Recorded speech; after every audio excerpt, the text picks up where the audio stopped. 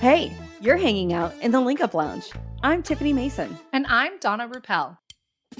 Around here, we believe success isn't just about what you know, it's about who you link up with. This is your lounge for turning one link into endless opportunities. Donna, it blows my mind that the two of us have over 30 years of combined networking experience. I know! We've built businesses, expanded networks, and created unstoppable momentum, all through the power of strategic connections. AKA networking. And now we're here to guide you to do the same, starting today. So let's dive in, connect, and start making moves you didn't even know were possible. Welcome back to the Link Up Lounge. I'm Tiffany Mason with Virtually You, the boutique podcast management agency, and I'm here with my co-host Donna Ruppel, your Nocatee real estate expert.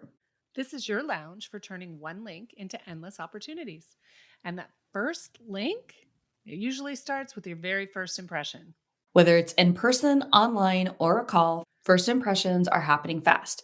And how you show up in those first few seconds can shape the whole relationship. Think about when you've walked into the last networking event you went to and you look at a couple of people and you're like, maybe not. And you look at other people. And, I would say sometimes I even see people that seem too high above me, right? That I'm like, oh, they're more successful, they're more accomplished, so I won't approach them. Let me approach somebody that's more on my level, so to speak. But those first impressions really make a difference. Who ends up approaching you? Who ends up reaching out to you? Yeah, this isn't about being perfect. It's really about being intentional, though, because people remember how you made them feel, especially the first time they meet you. So when we say first impression, it's not just about appearance, although that is important, and we'll talk about that later. But it also is about, what vibe are you giving off? How are you making people feel? And, how is that first conversation going? Well, and I love what you're saying about people remember how you made them feel ever since really the beginning of my networking days. There is a saying by Maya Angelou, people may not remember what you said or what you did, but they will remember the way you made them feel. Mm-hmm. And I have kind of based basically my whole life off of that. Like, I really want people to know that I see them. I want them to know that I'm just as interested in them as they are in me. Mm-hmm. So I think it is really true what you're saying is that, they do remember that interaction. And how do you make a great first impression? So Donna, today we are talking about how to make that meaningful first impression, one that builds trust, creates curiosity, and opens doors to real connections. It's not just what you wear or say, it's how you carry yourself. Are you confident? Are you present? Are you listening? I mean, that's key. Like, I can tell if somebody's not listening to me right out of the chute. It makes me go, oh, they don't care what I have to say. So right. Yeah, that's an important one. I think we've talked before about people in their phones or people in their watches, right? Like if you're giving the phone more attention, I know that you really don't care about Tiffany Mason or podcast services. Right. Or even if they're like looking around the room while you're talking to them, right? I'm like, oh, they're not even listening to me. Yeah. Oh, is there somebody else in the room you'd rather talk to more? I'm so sorry. Does somebody else have your attention? Yes. Oh, totally. Totally. Yes. Well, kind of in that same vein of people remembering how you make them feel, I will never forget a couple of months ago, you and I attended an event, and it was where a couple of our networking groups had come together. And there was a lady there and she was kind of shy. And, I just always try to be like so welcoming to people. I try really hard to make like eye contact and let them know I see you. I'm focused on you right now. And there was a lady who came up to me and she said, I'm new at networking and I kind of wanted to say like what I'm going to say to the whole group. Could I try it out on you first though? I was so flattered that I was like, awesome. Wow, like she trusts me. And it's so nerve wracking for people. Like the first couple times you network, Absolutely. I remember my heart like almost pounding out of my chest. And I thought, this is so ridiculous. First, I consider myself a fairly confident person. So to freak out that I have to introduce myself, like what is happening right now? Yeah. But it can be very nerve wracking. And so she did. She told me, what she wanted to say. And she was like, does that sound good? And I was like, yeah, that's great. And I think it gave her just that little boost of confidence that when we did go around the room and say who we were and referrals we were looking for, services we provided, she was able to be fairly confident. And so, it makes a big difference how you are in the room and who will approach you. Yeah, absolutely. People pick up on your energy. Yeah, they do. And the good news is you get to shape yours before you step into the room or hit record. I remember Sean telling me before I started networking for Texas Roadhouse, before we walked into that fateful day where I said free beer and everybody never forgot it. I shared that story with you guys previously, but he was like, Tiffany, this is your chance to be anybody you want to be. So I'm usually a very playful person. And I'm sure he was thinking like, tone it down a bit and be professional is probably what he was trying to say to me. But I never forgot him telling me that. And I have thought that many times going into different groups. Like you can be this multifaceted person, you can be a funny person, you can be a serious person. We all get to choose how we show up in each room. And, if there's something that you're working on in your business or you're trying to flip the script on what you think people think of your business, there's always a new opportunity for you to show up in a way that you want people to perceive you. So you get to do that before you step in the room or you hit record. Yeah, that's such a great point that you get to decide, how you want to present yourself and how you want people to see you. And each time that you go to a networking opportunity, you have that chance to do that. That's such a great reminder. I love that you just said that, a networking opportunity. It's so true. I know. I kind of like that too. Like when it came out, I was like, oh yeah, I'm liking that. Okay, you guys, they're no longer networking events. They're networking opportunities. That's right. That's right. Okay. So practical ways to prepare before you go. Let's talk about that. Yeah. Number one, knowing that power statement. We talked about that in episode 2, and we had a free worksheet to help you create and craft yours. So if you haven't done that. Yes, still available. Go grab it. Sorry, I didn't know you were going to say that next. Sorry, I took your words out of your mouth. No, that's okay. That's okay. So yeah, if you haven't had a chance to do that, then definitely go grab it. If you need to re-listen to episode 2, do that. But know your power statement. And then you want to dress how you want to be remembered. So, if your business is one that calls for utmost professionalism, then that's probably how you have to dress. If you are more of an artistic style profession, whatever that may be, you probably don't want to dress like, all conservative and all those, things. You probably want to dress more like what vibe you want to give regarding your business. I think that this is a great point that you're making. And this is so funny because I was at a networking event again about a month ago, and these 2 ladies showed up, and I've seen their stories on Instagram all the time. And I was talking to them and I was like, oh, I love your guys' stories and, whatever. And they have a floral business. And the one lady is, I don't know, she's in the medical field, so she has scrubs. So sometimes she wants to come to the networking events with her partner in her scrubs. And so they were having this debate. And she says to me, I want to come to the networking event in my scrubs. And the other lady says, it's completely unprofessional because we are a floral company for events that are having, high-end decor. And so I said, I have to agree with your partner. I'm like, I don't think the scrubs are appropriate. And she was like, yeah, but even if we like embroider them and we're like the flower doctors. And I was like, no, I said, no, I think you got to show up. You've got to dress to meet the business.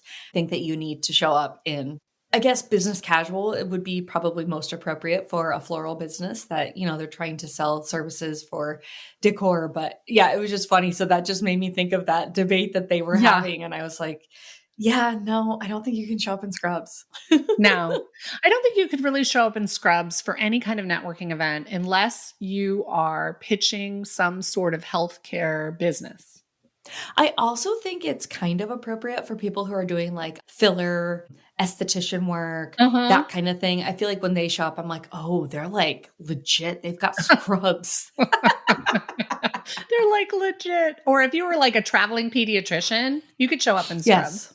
Yeah. Yes. Yeah. It depends on your business, but it has to be business appropriate. I don't think a florist is hitting that mark. Yeah. So yeah. Unless, because I was thinking I couldn't show up as a podcast manager unless my line was maybe like, the audio doctor or something like that. Then it would be kind of cute, right? Like if your tagline goes along with it. But yeah, be mindful of what you're wearing. Yes, yes, yes. Okay.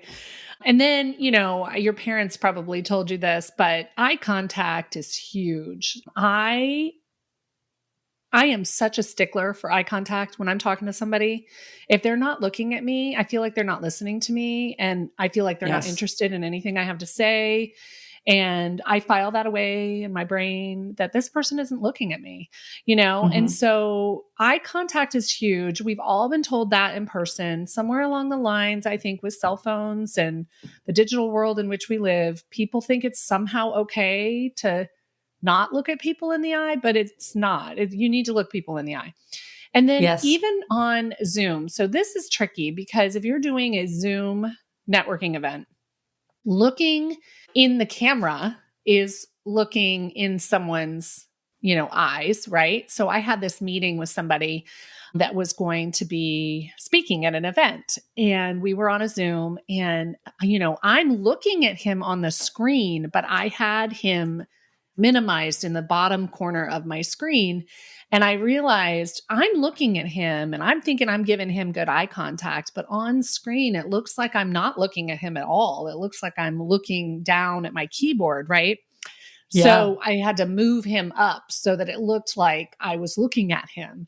So even if you're on a Zoom, think about where you're looking because people notice that too. I mean, obviously you don't have to stare in the camera the whole entire time because you want to watch what's going on the Yes. Zoom, but just be aware of where you're looking when you're on Zoom because if you're constantly looking down, people think you're doing other things and not Well, I would listening. like to add two things. When I record my podcast episodes with my guests, I always say I have notepad of paper. I will be looking down to write notes. I lose my train of thought easily. So I take notes, and please know I am not ignoring you. I am definitely listening to everything you have to say, but I want to intentionally listen. So I take the note so that I can refocus and listen to what you're saying. And another thing that comes to mind is we were just on a group call through Zoom, you and I and another person. And I felt like I was being disrespectful because I was actually working on something to benefit the conversation that we were having. And so I said, you guys, I'm not ignoring you. I'm working on XYZ. It's something that we're doing right now, but it looks like I'm ignoring you guys. And so I just feel like it's so important for people to know. And I really think like, don't go off camera. If you can avoid Right. it, just stay on camera. Nothing makes me feel, I'll tell you what, if I go off camera, if we're on a call together, anybody out there in podcast land, and we are on a call together and I go off camera, I'm definitely doing something I shouldn't be doing. Oh my gosh. Even the other day on our networking call, my husband called me, which he never calls me. I answered it on camera. I walked away off camera and I came back on. And I think and I was trying to be as quick as possible because he never calls me. So I was like, well, what is he calling me about? But I think it's really important. Like that's something that not I should be doing, but also I could easily say, sorry, that was my husband. I apologize. Whereas like if I go off camera, I just went to go put my clothes in the dryer. I just went to go to the bathroom. I just went to go do something and I was completely checked out. So Yeah. I think it's really important that we say that. And you know what? You could go off camera and you could be totally sitting there completely listening. But when you go off camera, people just assume. So we're left to our own thoughts and we Yeah. think what we do when we go off camera. I definitely think you're going to the bathroom or you're making coffee. That's what I think Yes. people are doing. Yeah. Because sure. when you go off camera, do you go to the bathroom or make coffee, Donna? Yes, totally. Yes. Yes, totally. That's exactly what I do. Right. We're doing something, we're disengaging. So if you go off camera, people assume you're doing the same. Yeah. Yeah, for sure. Yeah. Okay. So online, let's talk about, because we were talking about on Zoom meetings. So let's talk about how online impressions matter too, because we do so much of our business marketing online, right? Through social media and websites and all types of things. So your online impression matters as well, because in a lot of cases, that is going to be the first impression somebody has of you, right? So your bio, your headshot, your first DM, those are all impressions too. So let's talk about some, best practices regarding those things. So your headshot, right? Use a professional photo. I mean, Yes. when you look at somebody's headshot, if it was like a selfie they did in the car with their seatbelt and like you can see the car. Yeah. Come on, people. Okay. So you want to use a professional.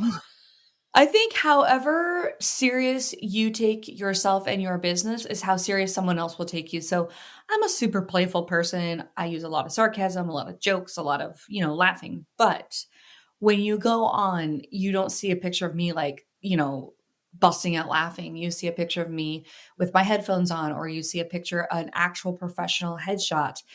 I want people to know that, yes, I can be approachable, but I'm also taking my business seriously and you can, count on me. I didn't really think about it till right now, but maybe it does show a little bit of know, like, and trust, right? It builds a little bit Yeah. of that you can trust that person. Yeah, I do think that it sets the level of professionalism, like really, because your Mm-hmm. headshot is supposed to be like very professional, right? So if it's not, it makes me go, "Ooh, is this like a side gig that they're not really taking Yes. seriously?" And Yes. so what's happening here? Yeah. So you want to have a professional photo. So when it comes to using a professional photo, I know that a lot of times people think, oh, well, that's $1,000. Okay. But there are a lot of ways to get affordable professional headshots. So, for Mm-hmm. example, we've had many Yeah, networking events where there's a photographer there offering some discounted headshots. I always jump in on those, always, because you can never have too many headshots. People I don't want to see agree. the same image of you in every bit of marketing you do. So you can Agreed. never have too many headshots. So maybe you get some of those less expensive headshots at events and use those for different marketing materials. Maybe you also get to find out your preferred pose. Oh, yeah. Maybe you get to find, your good side, or you like when you smile really big, or you like when you barely smile, or, I'm a big fan of action brings clarity, and maybe through some headshot sessions, maybe then when you do get to fork out the big bucks for like a branding session or something, maybe you really know what you want then. Yeah, I was going to say, and the trend seems to be lifestyle photographs, and that is well, I'm a real estate agent, so for me, it's like me in a kitchen, or me on a back patio or something, or me in a living room. Right? There's all these like lifestyle photos that people are using as branding photos and different marketing materials and things like that, and you can, do so many things. You can never have too many photos as long as they're professional. So I mean, we had a friend who she's just such a beautiful woman. And she had one headshot done by one photographer, which was, I mean, she always looks beautiful, but it just didn't like capture her essence, like her Mm-hmm. true person. Mm-hmm. There was something off about it. And it was hard to say what it was, but Yeah. it wasn't, yeah, it was, I don't know how to even describe it. But then she got her headshot done by this other photographer who's amazing. Okay. And wow, what a difference. I mean, then it was like, Uh-huh. that just captured everything about her, like her I don't know if you energy, can her like just see into glow. her soul in that picture or what. I Right. know who you're talking about. Yes. And that is just, it was night and day, man. The one looked almost casual, and the other Yeah. one of her looks like so dynamite professional. Like, Right. whoa. Yeah. And Hmm. I mean, yeah, like what a difference maker. And I would say what you said earlier, the first photo was like, oh, maybe this is like a side gig for her. She's just getting started, whatever. And the other one looks like, oh, okay. Yeah. This is like, she's in it. Well, and like the first one, there was a person there that did her hair. And I know that she had said, I never wear my hair like that. So that was a little bit weird for me. I don't know. Maybe that made the whole picture just different. Well, and I know the photographer of the person that we're talking about, and she had said that she really likes to photograph people wearing their hair the way that they do wear their hair because it will bring out their personality. So if you're used to wearing a ponytail, she's probably going to photograph you wearing a ponytail. If you wear Yeah. your hair down, she's probably going to photograph you wearing your hair down because that is when you feel most authentically yourself. Yeah. And it was such a difference maker in that photo. That's Yeah. a prime example of a quality headshot can make all the difference. Okay. Hmm. So we want to make sure that we have a quality professional headshot. Boom. You can never have too many headshots or too many branding photos or all the things. So you can mix it up with all your marketing. Okay. Let's talk about crafting your online bio because that is something that people look at all the time, whether you have a website or whether it's your social media bio. You want to make sure that you write a concise, keyword rich bio. So, the bios have to be so super short, especially on social media.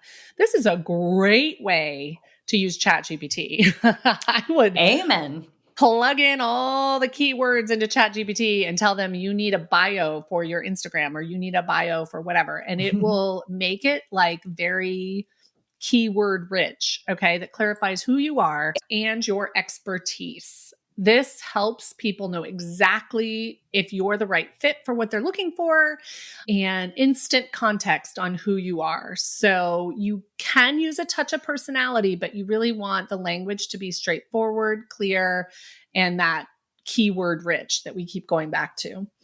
So make sure you use something like ChatGPT to help you with this, because there's really no way that somebody can get a really good crafted bio without using ChatGPT. Okay, I don't think it's possible. There is no way you could do this without AI. Okay. All right. No way. Okay. Unless you're a copyright expert. Okay. Right. And they probably use ChatGPT. Okay. Okay, let's turn our focus to direct messaging etiquette, right? So first impression is going to be your first direct message you send somebody. So in regards to our etiquette, you want to be sure to personalize the message. So mention something relevant about their profile, a recent post that they did, content that they may have on their social media, or something that you know about their work to show genuine interest. You want to have genuine interest in who they are or what they do. Okay. And then you want to be clear, polite, and purposeful in what you're saying. So you definitely do not want to be salesy, right? We've already talked about that before. Right. That we're not going to be salesy in our first DM. Okay. So you're going to be purposeful in your language. We're going to demonstrate. This is making me think of the commercial, the insurance commercial, when first-time homeowners start acting like their parents. Oh yeah, progressive. This is gonna be first-time networkers start acting like a salesperson. Yes, I love those progressive commercials. They crack me up. I do too. Yeah, so you want to definitely demonstrate respect for their time by stating what your intention is up front. Nothing is more slickery, slippery, or sleazy than when somebody's asking you a question on a direct message. You've never met them before. You have no idea who they are, and you're wondering what their intention is, right? Like, is this why are they so interested? You're like, yes. Yeah. Like, why are you so interested in the dog I just got? I think you're going to sell me something. Right. That's what I think. Me too. You either want me to sign up for something or you're going to sell me something. But if you stated your intention up front with, hey, I saw this, that, and the other, I can relate to that.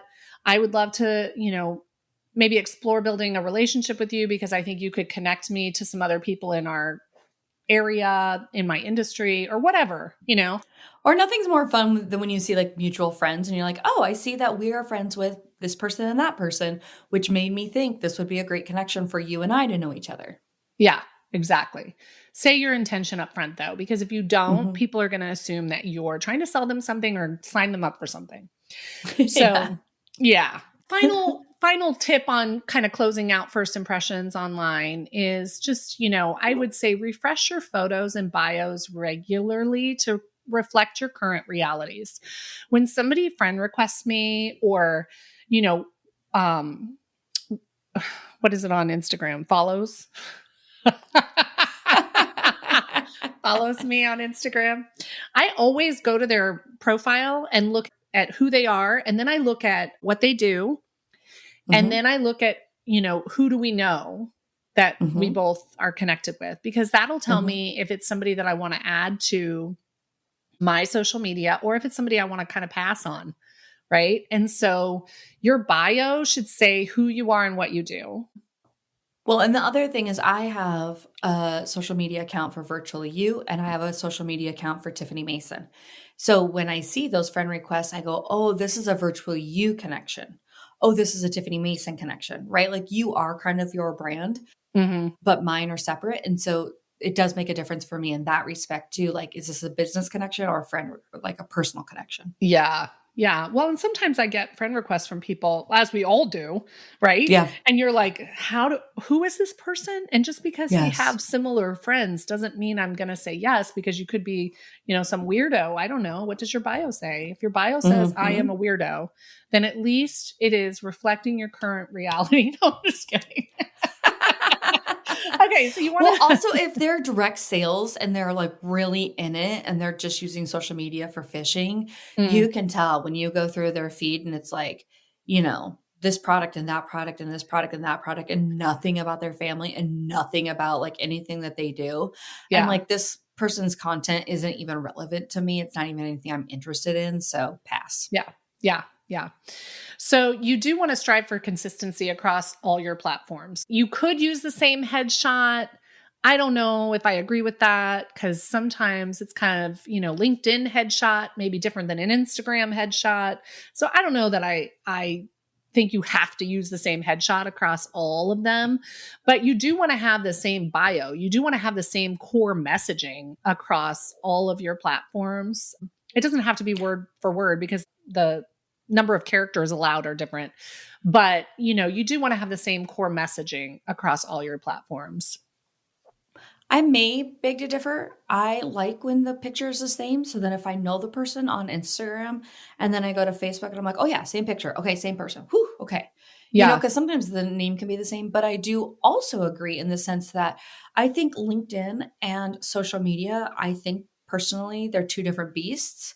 So I'm okay if LinkedIn doesn't match Facebook and Yeah. Snapchat and Instagram and Twitter and TikTok and. Right? I know. Seriously. So yeah, I have a different headshot on LinkedIn than I have on Instagram, but I think that's because it's just two different audiences, honestly. Agreed. But Agreed. yeah. But the consistency is key, because like you said, you want to make sure that it's the same person and that you're not being like catfished or whatever. I don't know what the right word is, but you want to make sure that it's the same person. So those are some tips about online impressions. Yes. And remember, you don't have to be flashy. It's not about impressing people. It is about connecting with them. So have you said something that makes them go, this is somebody I would like to do business with. This is somebody I feel comfortable connecting with. We're not trying to one up people. We're not trying to put fake credentials down. Just be who you actually are. Put your services out there and don't be afraid to use AI. Yeah.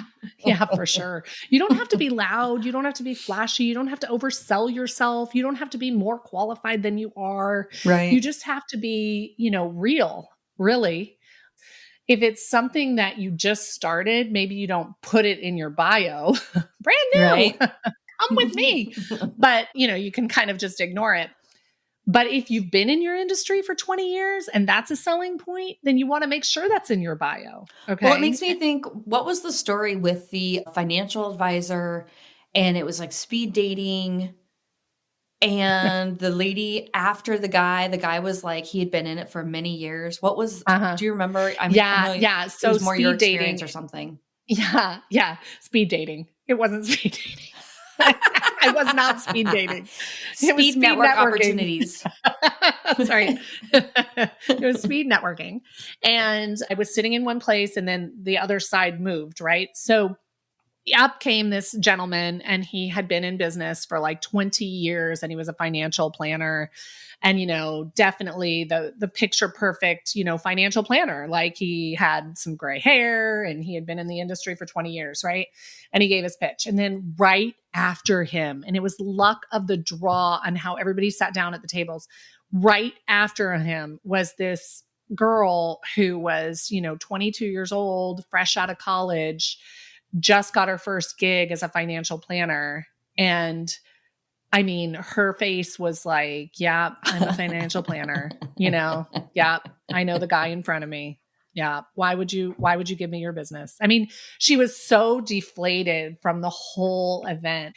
And I said, well, tell me what you feel is your strength, Yes, and she said, differentiates you. yeah, differentiate yourself, and I said, obviously you can't compete with experience. So what's your next best thing, And she was like, well, Sometimes I feel like my drive and she was talking about her ability to research and something else is going to far exceed somebody who just assumes they already know it all. And I was like, good for you. Like, you go, girl, but it's like, I just appreciate somebody being honest about who they are, be real about what you're offering, and don't try and just settle on your loins if you have a lot of experience, but also don't try and BS if you don't, just be real with who you are and what you offer. Well, and I think it shows, a little bit of perseverance, tenacity, and honesty, right? We do business with people we know, like, and trust, and honesty builds trust. And so, don't be afraid to just, if you don't have a lot of experience, then you just put what differentiates you, what makes you different than everybody else. Yes, absolutely. Make an awesome first impression. Yes, because people do business with people they know, like, and trust. And the trust part has to come from you being honest. So you're never going to get that part if you aren't. Agreed. Yep. Okay, let's move on to our networking mode on segment. Before your next coffee chat, Zoom call, or event, take 60 seconds to ground yourself. Say your power statement out loud, remind yourself of the value you bring, then walk in or log on with clarity and confidence, because that is what people will remember. Networking mode on. Well, thank you for joining us for another episode of the Link Up Lounge. Make sure that you tag us on social media when you put networking mode on into action. We would love to celebrate your wins. You've been hanging out in the Link Up Lounge, your lounge for turning one link into endless opportunities. Now it's your turn. Go make a powerful link today. Networking mode on.